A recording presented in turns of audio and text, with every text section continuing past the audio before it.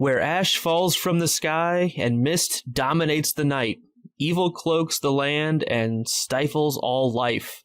Criminal mastermind Kelsier teaches allomancy, the magic of metals, to another Mistborn, Urchin Vin, 16.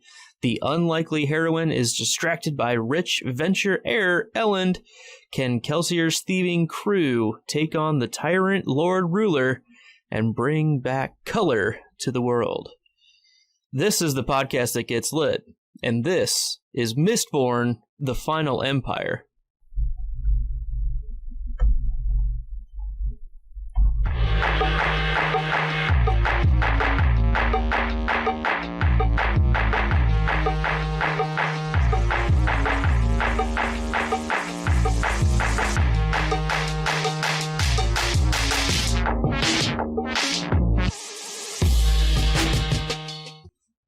All right, this is the podcast that gets lit. I am Luke,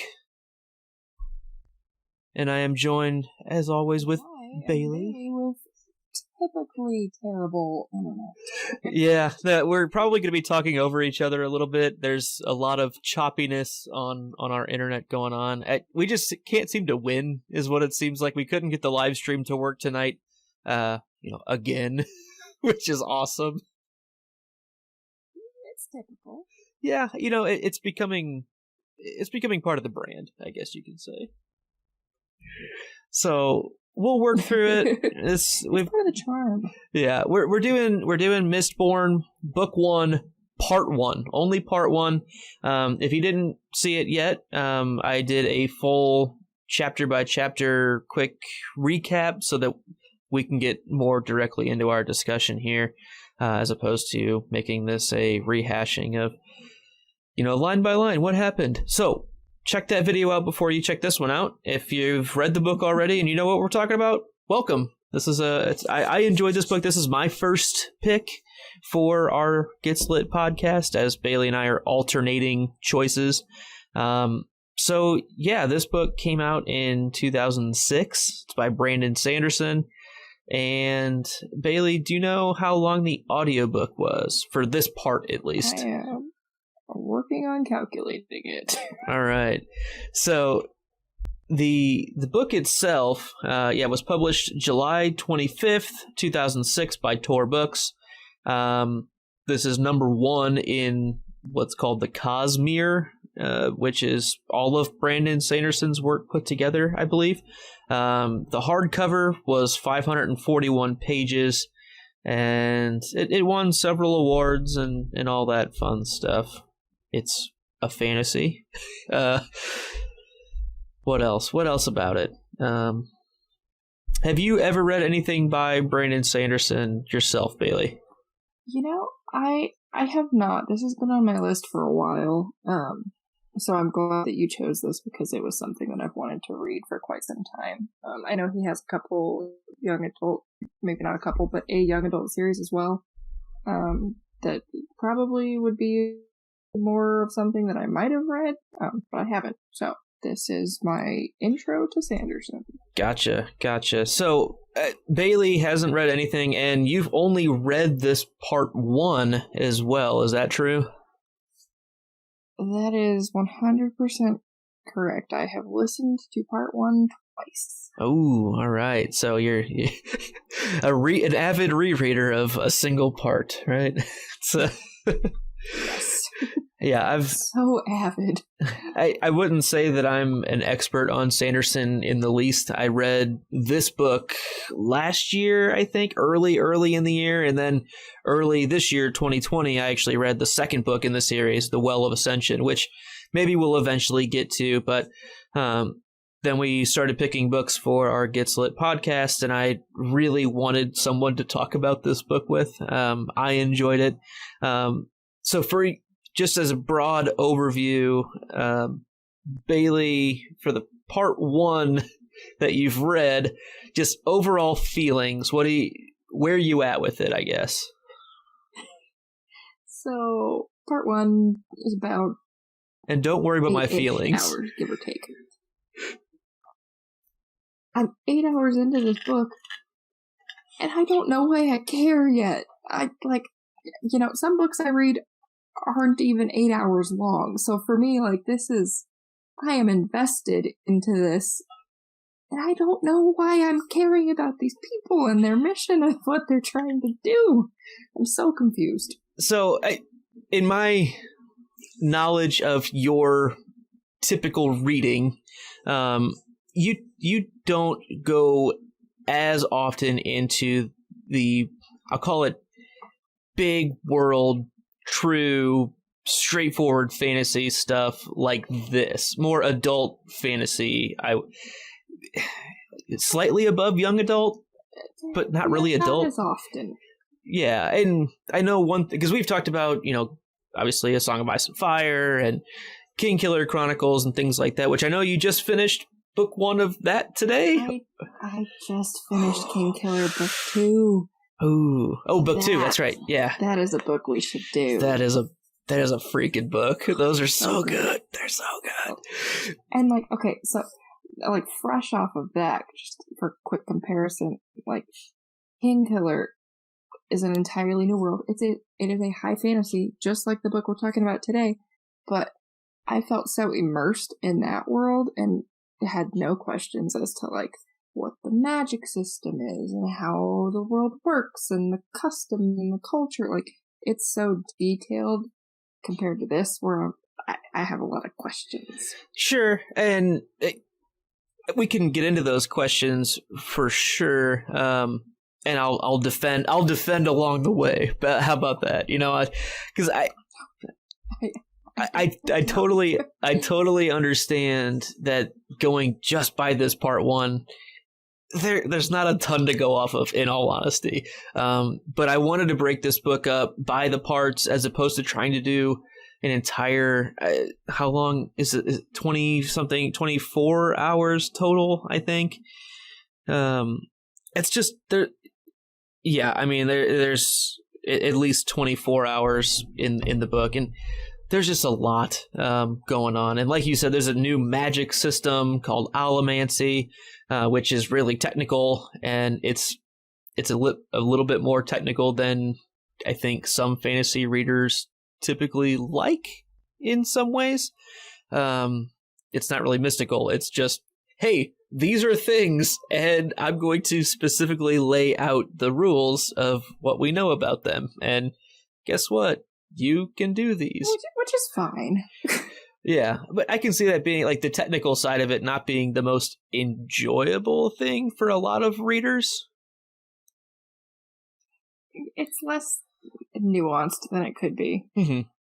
Yeah. So before we get into, I guess, everything, themes and whatever notes or thoughts you had, questions that you've had, Bailey, what are you drinking? I am drinking some Jack Daniel's Tennessee Honey. Jack Daniel's Tennessee Honey. That sounds yummy. I've got Glenfiddich single malt Scotch 12-year-old. A cheeky little 12-year-old. No, it's quite good. So, Sláinte, and we're glad you're here joining us. So, we've done kind of your first thoughts. One, I'll say criticism that I think already shows up here, just of this book that I noticed in some of the reviews and things on Goodreads, were that Sanderson tends to really go over the same ideas often, and like as an example, Vin and trusting people. It's something she's constantly thinking about, and it seems like it's constantly on the page. There's not, I think that kind of goes into, there's less nuance in the writing than there potentially could be. Did you notice anything like that? Did it throw you off while you were reading it, of I know this, you don't have to keep telling me? Or did you just think, well, she's just thinking about that? I don't know. I mean, it's hard. It didn't. It's 1 second. I have an unruly cat. Those cats. I tell you.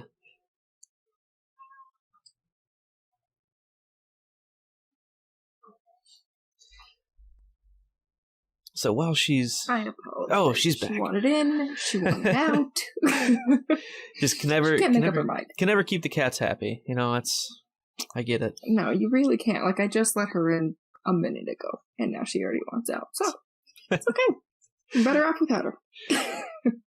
I don't know that I specifically noticed, like, characters repeatedly thinking over the same thing. Now that you've mentioned that, I'm probably going to notice it moving forward. And maybe I shouldn't have said anything, but it's just, we're fine. Yeah, I think it's just one of the criticisms that I noticed. And then like once I heard it, it was like, okay, yeah.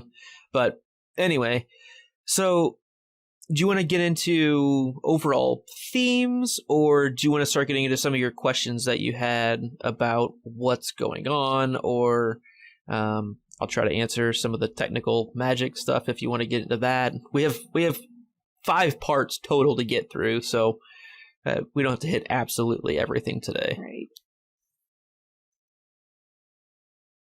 I mean, it's like I was mentioning earlier, I've listened to 8 hours of this book, and the only gist that I've gotten from it is that there's basically like a slave race and a rebellion going on.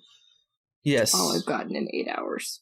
The ska, right? And the ska who are continually put down and looked down upon, and certainly kind of a second class or even like 10th class citizen race of people. And we consistently hear, well, physiologically, they're really not that much different.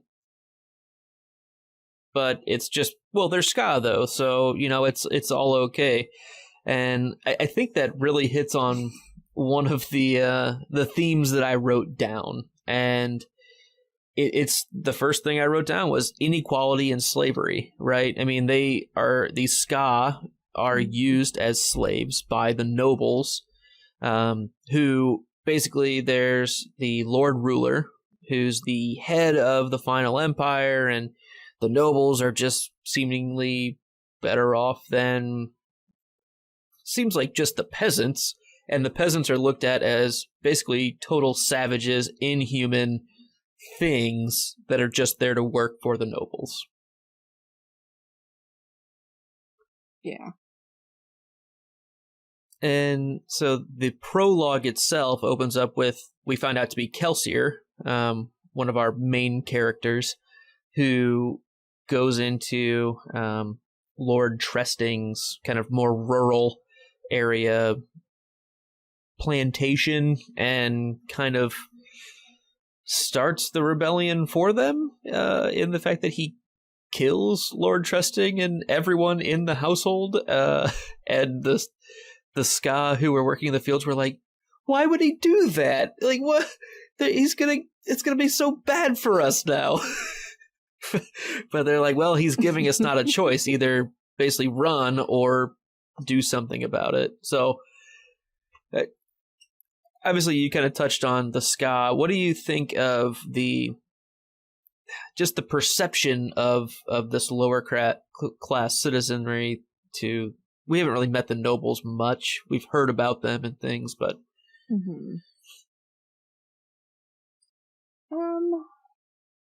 I mean, they seem well informed in their purpose. They want to just to overthrow the inequality that's going on. And how does one do that? With their rebellion. Okay, they have a very well thought out plan. To me, it seems they've got something going for them. And one of my favorite parts is when they're plotting out their next move and saying, well, who's going to take care of this and who's going to take this? And Kelsier basically, we've got a noble who's got to buy us some weapons. Right. Oh, it's funny. Yeah, and that's kind of one of the bigger surprises in that thing, right? Kelsier is kind of the ringleader of what it's a high class thieving group is kind of what it is. They're not nobles, but some of them have allomantic powers that are typically only noble people things. They try to kill anyone, any crossbreeds, if you will, so that power doesn't get filtered through the Skaas. But yeah, Kelsier is kind of the ringleader, the head dog, right? And he, what do you think of Kelsier? I guess is what I want to go to. Their cause. Yeah, what are your thoughts on Kelsier?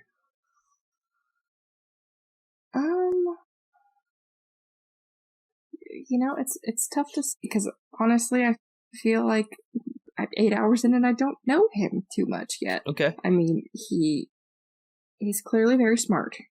He thinks things through before he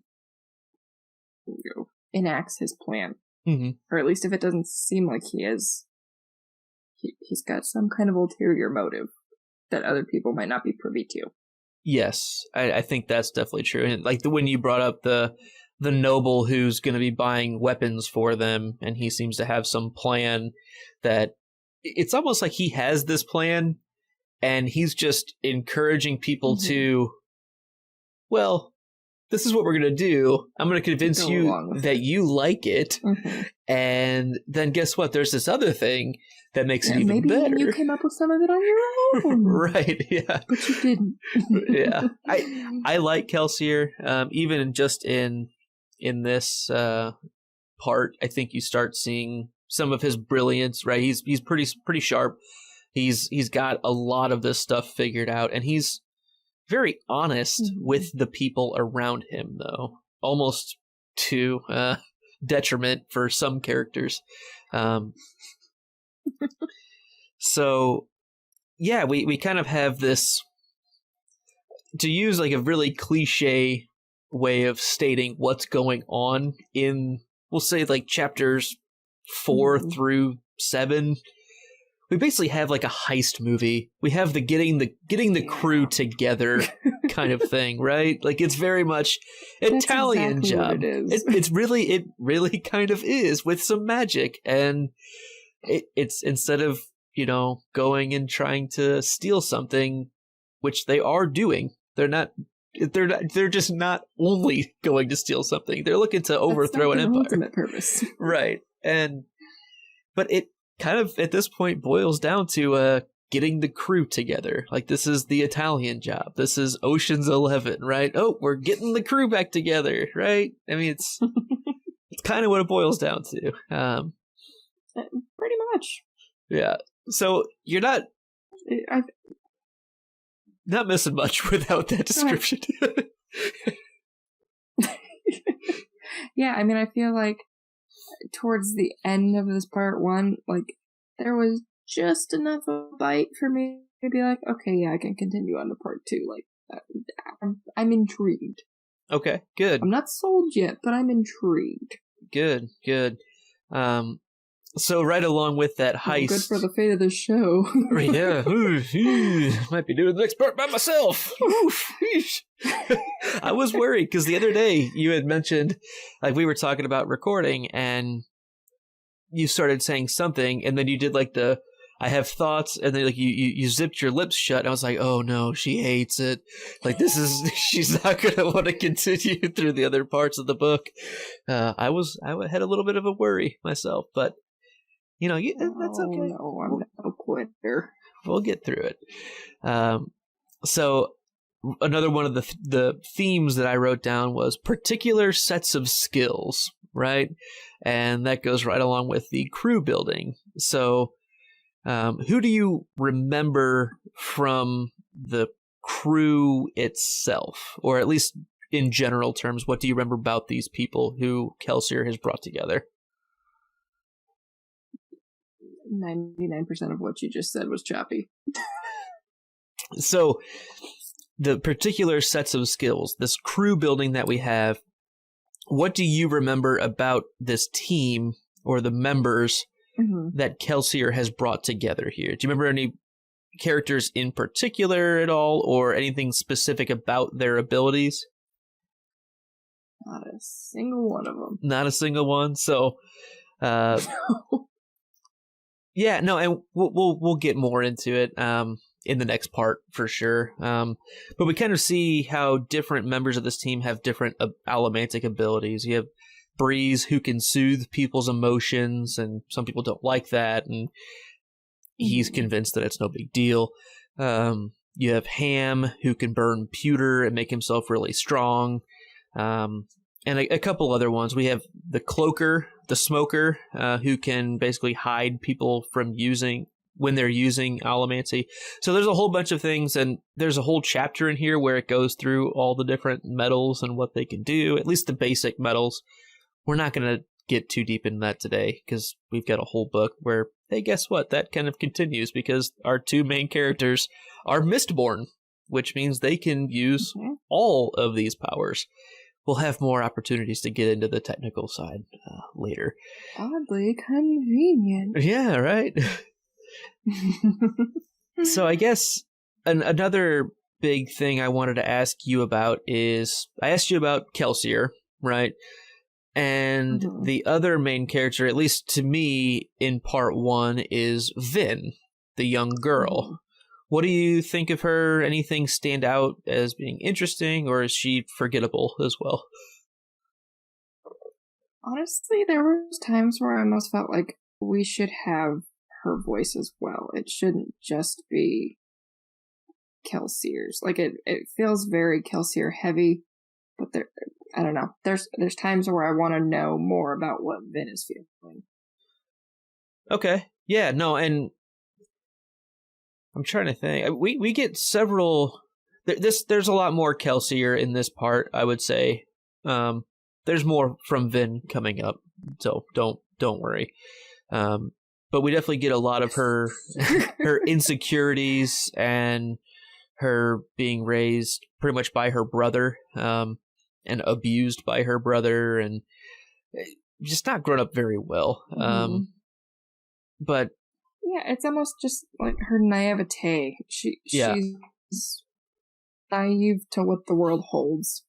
But she's also really streetwise in certain things, especially like the thieving crews and the ways of the world. But she has a real trusting people thing, doesn't she?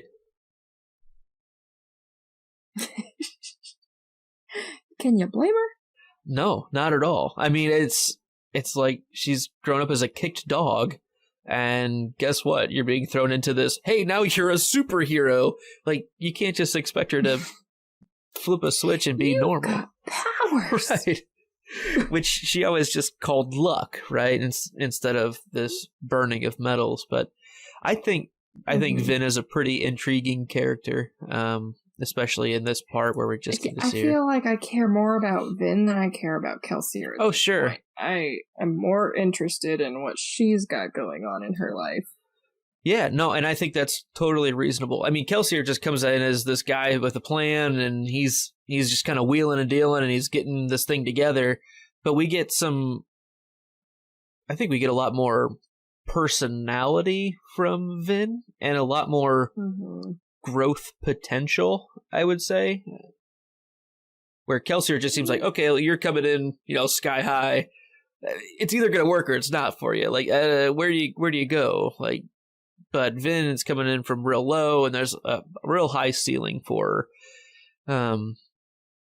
I get a lot of similar feel from Vin in this part 1 to, ready? Daenerys Targaryen at the very, very beginning of season 1 of Game of Thrones. Raised by her brother, was abused by her brother, gets away from her brother, and now has an opportunity to be herself. So I'm not saying like have that mentality going through this, but at least in this part, it very much felt like her brother, is it Reen, is a Viserys Targaryen-ish type foil to her, kind of weighs on her what she thinks about. So it's just something that I thought about, and I think it holds up pretty well, it's, at least in this part. So that's my thought on it. He finished lamely. So I guess... well, we can't be great all the time. It was a good thought. I don't like scripted. But my question for you about Vin is, do you think that Vin was sexually abused at all growing up? Like, did you get anything out of it that made you think that that was an option? Maybe not from her brother, but from any of the people in the thieving crews. I've not, like, explicitly felt like I got that kind of vibe. Maybe subtle and I just didn't catch it, but not that I noticed. And I'm not saying that there's anything, like, in the next part that totally unveils it. I've gone through this part probably 6 times in the last 2 weeks preparing for this. So I'm picking up on, I think, nuanced things that are open-ended. And there's maybe hints, but I don't know. That's why I was curious if you picked anything like that up. But not that stood out. The only other thing I really have written down here is instigating rebellion and trying to convince the oppressed that they're oppressed and they can do something about it, right? Like, the Ska know that they're the scum on the noble's boots, but it doesn't seem like they believe they can do anything about it. How do you change that? And convince people of their worth, almost, you know? You are just as good as the people who are oppressing you, and they need to realize it, you know? We don't have to be above them, but we need to be equal to them. They can't keep putting us down and treating us like, you know, we're dirt. So it's just a lot of convincing and, you know, telling people that you are worth it. And darn it, you're good enough. Gosh darn it, you're good enough. You are amazing just the way you are. But it'd be better if you weren't where you're at currently, just circumstance-wise. We're going to work on that. So we'll get there. Any other big thoughts or things you wanted to talk about specifically in this part 1?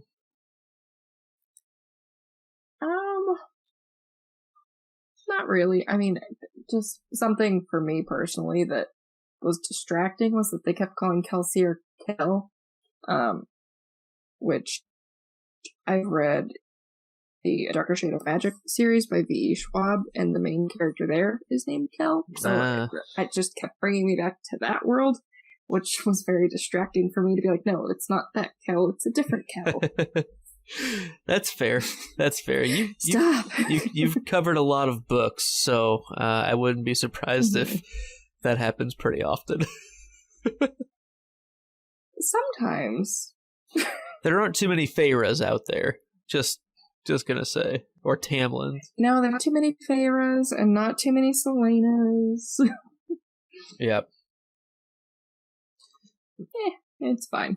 But it was just a little distracting. That was the only thing that specifically, like, stood at me as, gosh darn it, why couldn't you name something else?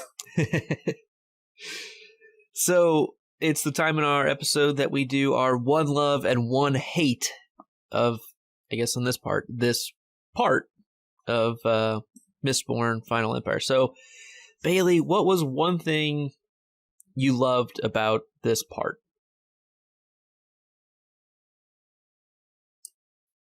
I'm gonna just be really broad and say Vin, and like her discovery of her powers. I think that's totally reasonable. I really don't disagree with you at all. I think her awakening, the Force Awakens almost kind of deal, is awesome. It really kind of has a Force Awakens type feeling to it, right? Where you have Rey, who's always had these slight inklings of being able to do things, but never realized what it was, didn't know really what it was, and then that develops over time. So, I think that's definitely one of the most intriguing things about this part.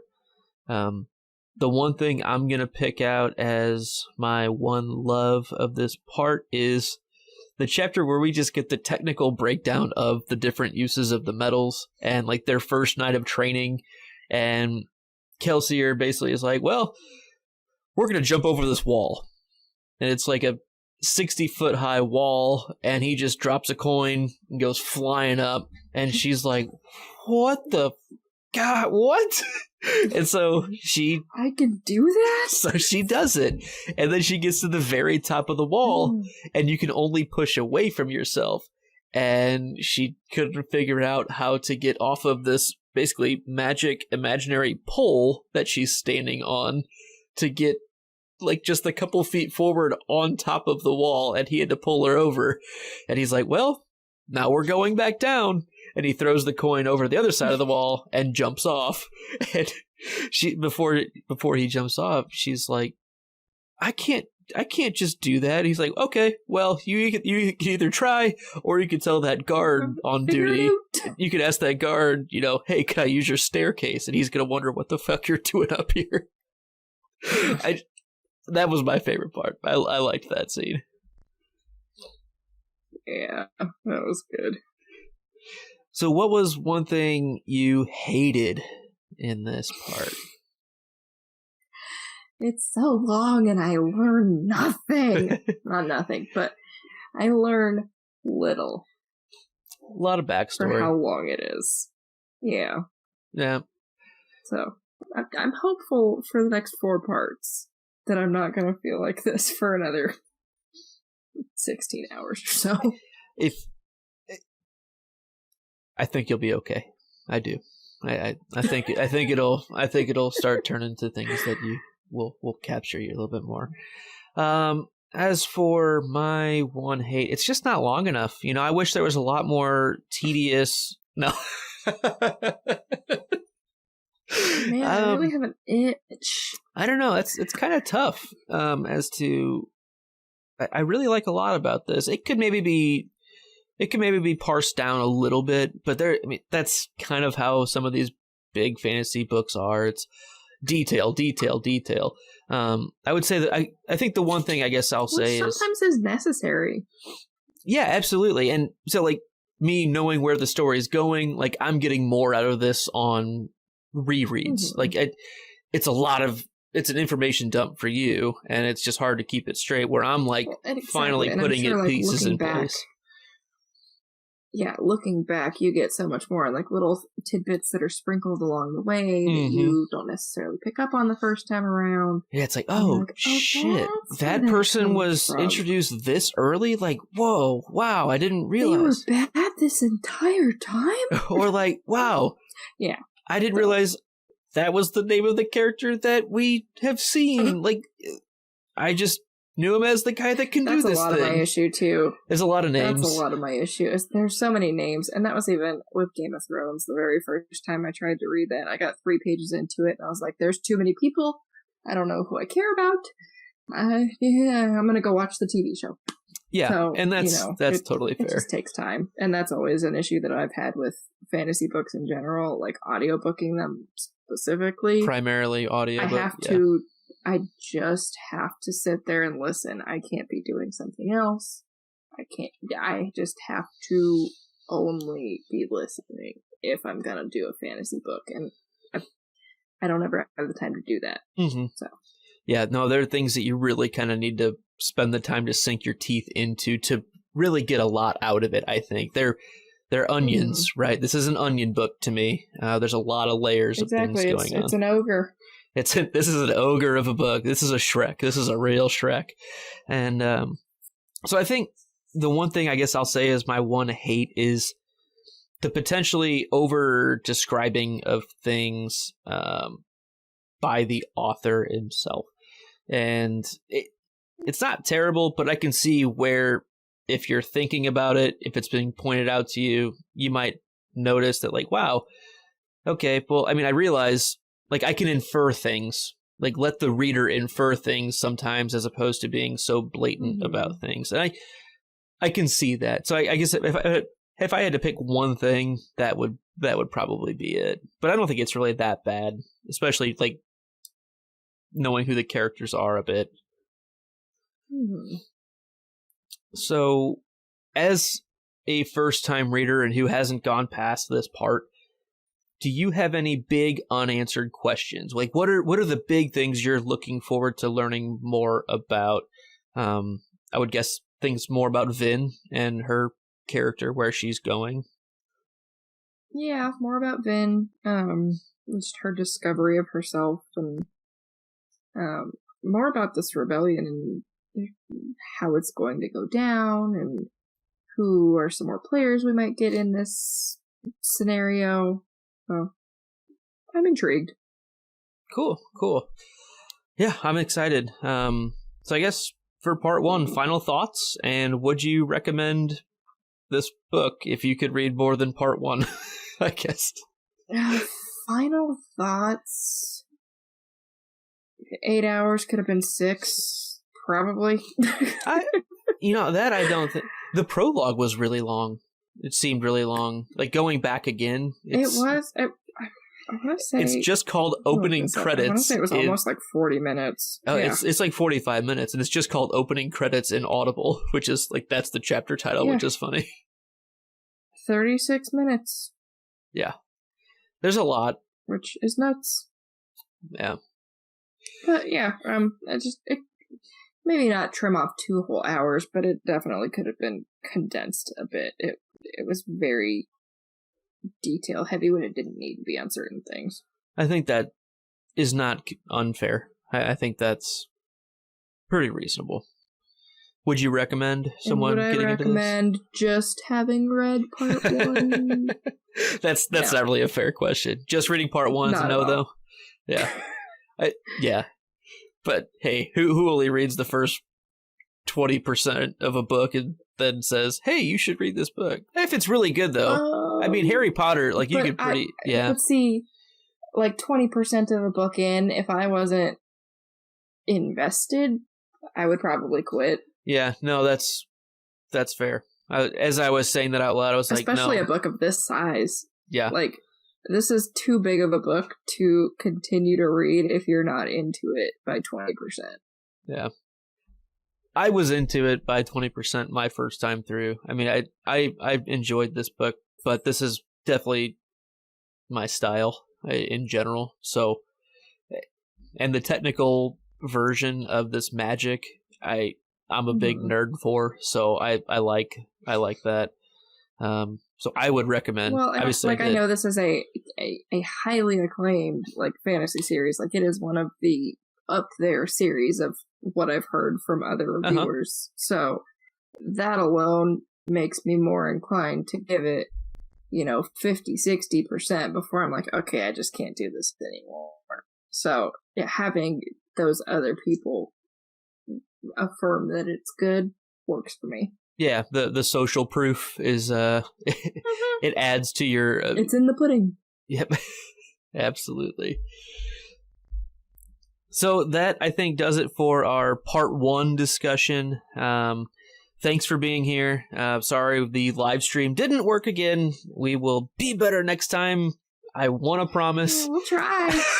I want to promise that. That's all we can do is try. Yeah, I'll get on. I'm sitting in my normal seat, but I'm using a different computer, so I'll get everything transferred to the main studio computer, and we'll be full-fledged, everything goodness next time. That I can promise. Until then, make sure you follow us on Gets Lit Podcast on Twitter and Instagram. Make sure you hit that like button. It really does. The like button helps us out a lot. Go for it. Sorry. That's on my color, sir. Hey, you said your workbook wasn't working, so I didn't know if you were looking at it. I pulled it up on my phone. Okay. Hitting the like button helps us out a lot. Please make sure to check out the links in the description below this video to find other ways of supporting our channel, buying this book, and much more. This show and all of our shows at thepodcast.com are produced with the love and support of our wonderful, wonderful Imaginary Legion patrons. You can learn more about our Imaginary Legion member benefits at patreon.com/stayimaginary. And we hope you'll join us next time as a general's daughter in a vast empire that revels in war and enslaves those it conquers. 17-year-old Kestrel has two choices. She can join the military or get married, but Kestrel has other intentions. One day, she's startled to find a kindred spirit in a young slave up for auction. And in The Winter's Curse by Marie Rutkowski. And until next time, just keep reading. And stay imaginary. But more importantly, just keep reading. No, but also, stay classy. I'm Ron Burgundy. You'll read anything you put on the teleprompter.